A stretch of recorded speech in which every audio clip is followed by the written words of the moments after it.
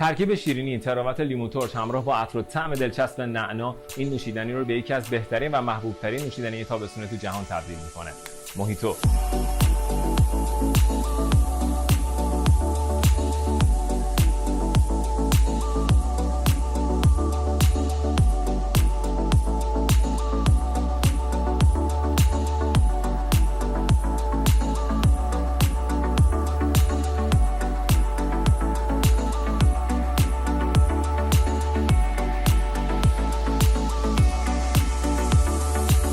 خب برای شروع کردن این نوشیدنی لذیذ یه لیوان، چند برگ نعنا با ساقه،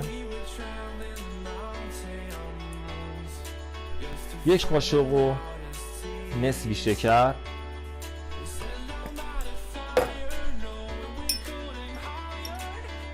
بعد این نعنا رو با شکر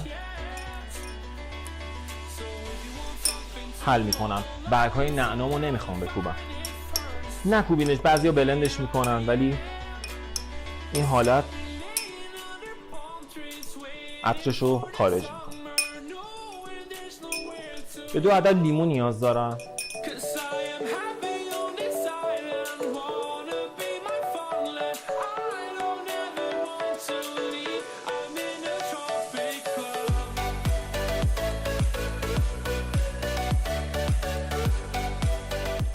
یکیشو الان اضافه میکنم.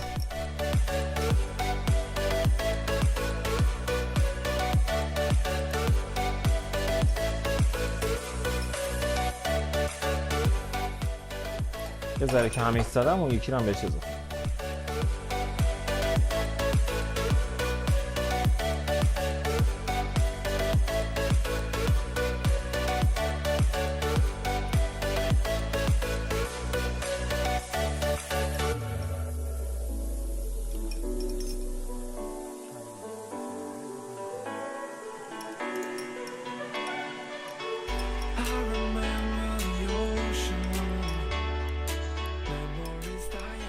بعد کمی آب گازدار بهش اضافه میکنم.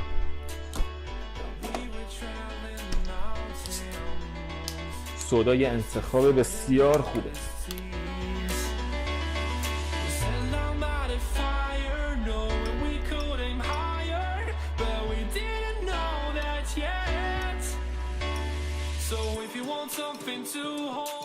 الان یخو کراش میکنم و داخلش اضافه میکنم.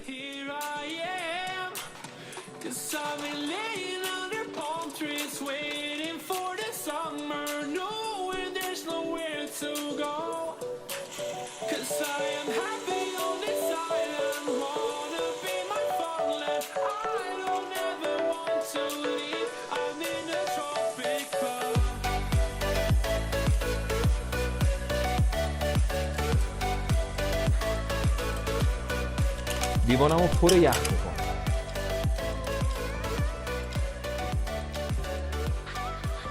بعد با آب سودا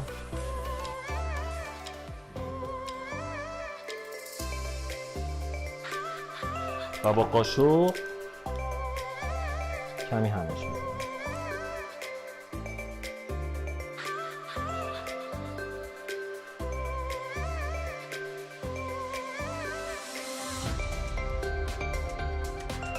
خب اینم از نوشیدنی دلچسب و کوباییمون.